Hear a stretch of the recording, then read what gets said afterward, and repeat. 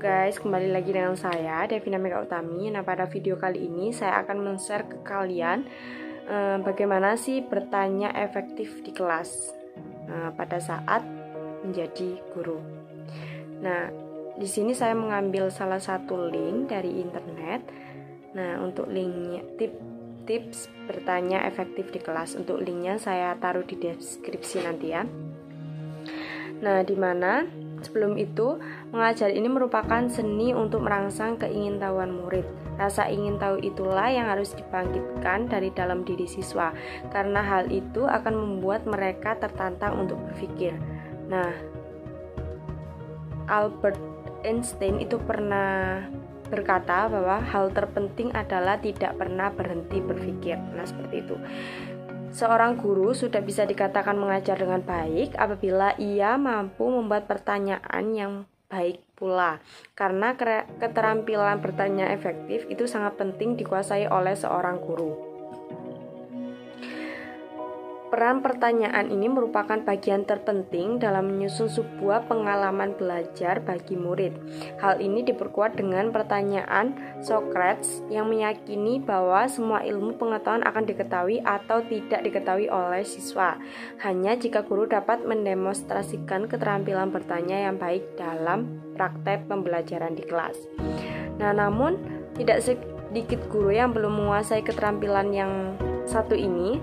Nah, Gall 1984 ini menemukan bahwa 60% pertanyaan guru hanya menguji kemampuan mengingat guru saja.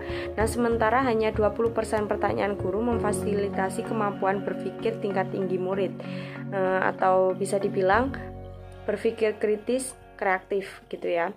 Penulis seringkali menemukan fakta di lapangan ketika kegiatan survei berlangsung. Kebanyakan pertanyaan guru itu bersifat lower order, yang hanya dapat menguji kemampuan berpikir tingkat rendah saja, seperti kemampuan mengingat informasi, seperti itu. Nah, kita sebagai seorang guru itu perlu terus mengasah keterampilan bertanya efektif pada saat di kelas. Nah, saya akan memberikan anjuran terkait prinsip bertanya efektif di kelas menurut Thomas R.M.C. Daniel pada tahun 2020. Yang pertama itu, buatlah rencana pertanyaan yang mana jangan merencanakan pertanyaan kepada murid beberapa saat sebelum bertanya. Nah, lebih baik itu semua pertanyaan itu di dalam RPP yang kita buat. Nah, kita ungkapkan semua pertanyaan yang terdapat di dalam RPP yang sudah kita buat, itu maksudnya ya. Nah, seperti yang pertama itu kita harus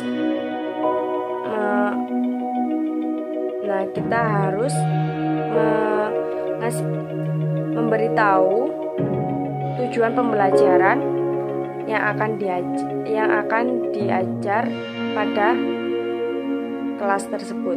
Nah, seperti kita mulai saja pembelajaran pada hari ini. Hari ini kita akan mempelajari materi tentang faktor-faktor yang mempengaruhi laju reaksi.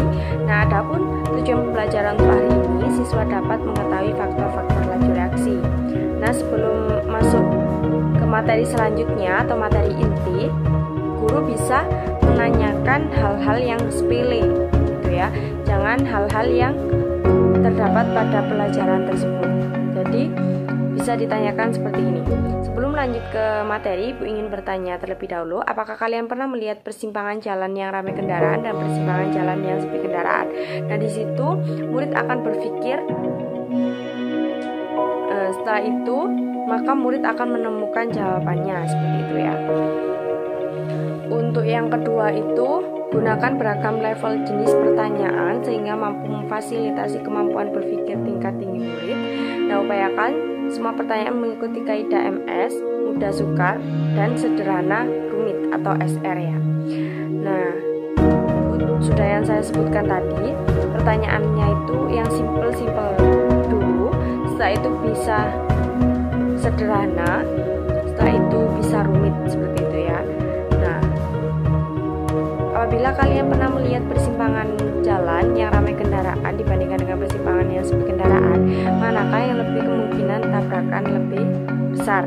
Memiliki memiliki kemungkinan tabrakan lebih besar seperti itu ya. Nah, maka seorang murid itu akan berpikir lebih jauh lagi seperti itu.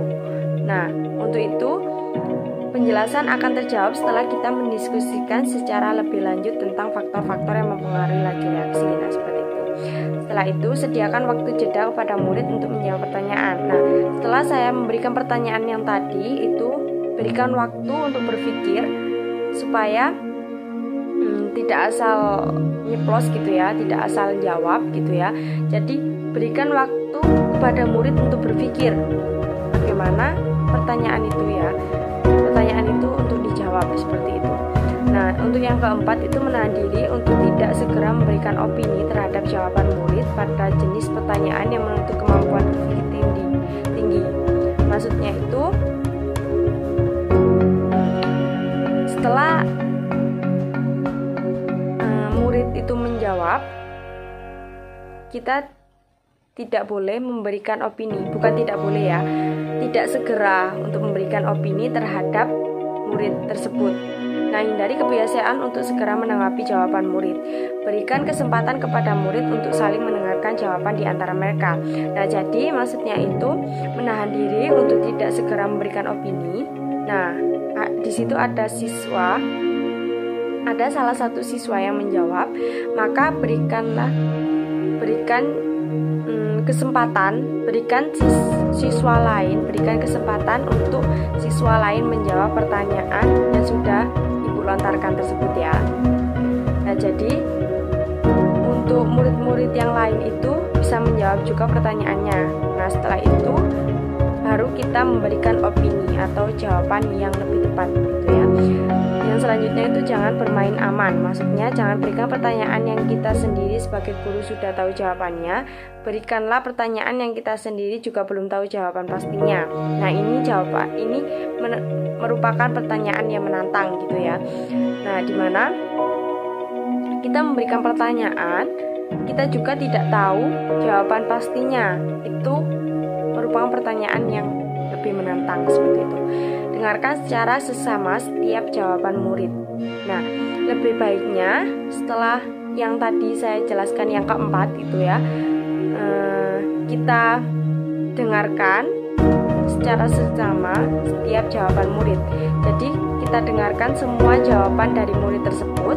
Setelah itu berikan penguatan positif atas jawaban murid. Nah, setelah itu baru kita boleh memberikan opini atau penguatan positif terhadap jawaban-jawaban murid tersebut ya. Setelah itu gunakan teknik bervariasi dalam meminta murid menjawab pertanyaan, misalnya dengan mengambil kartu yang sudah berisi nama-nama murid secara acak. Nah, itu lebih mudah, maksudnya itu lebih senang dalam pembelajaran, lebih santai dalam pembelajaran, tapi kita fokus atau serius gitu ya. Yang selanjutnya itu ajarkan kepada murid bagaimana cara menjawab pertanyaan. Nah, kita juga bisa mengajarkan bagaimana cara menjawab pertanyaan yang benar, seperti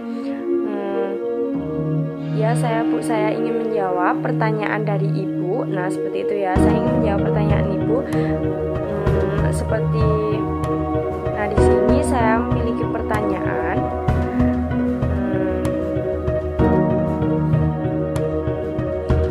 Sebelumnya Ibu ingin bertanya kepada kalian semua, apa sih yang dimaksud dengan laju reaksi?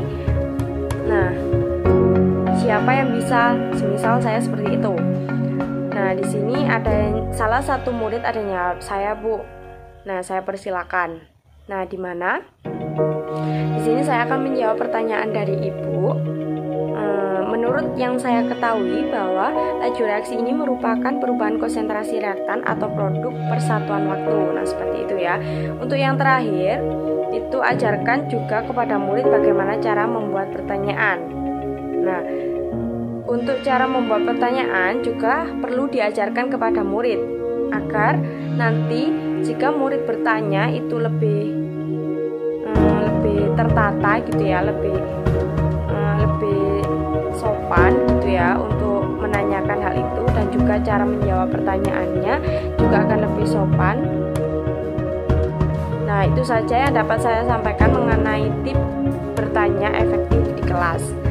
Nah, apabila ada salah kata atau keterangan, saya mohon maaf. Saya ucapkan dengan terima kasih.